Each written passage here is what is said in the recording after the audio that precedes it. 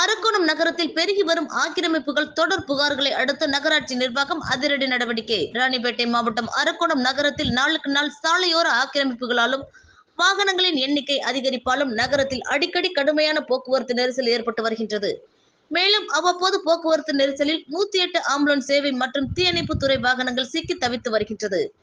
இதனை அடுத்து சாலையோர ஆக்கிரமிப்புகளை அகற்ற கோரி அரக்கோணம் நகராட்சி நிர்வாகத்திற்கு தொடர் புகார் வந்ததை அடுத்து முதற்கட்டமாக தமிழ்நாடு வீட்டு வசதி வாரிய குடியிருப்பு பகுதியில் அமைந்துள்ள 100 அடி சாலை ஓரத்தில் ஆக்கிரமிப்பு செய்யப்பட்டுள்ள கடைகள் மற்றும் பேனர்களை நகராட்சி பணியாளர்கள் அகற்றும் பணியில் தீவிரமாக ஈடுபட்டு வருகின்றனர்.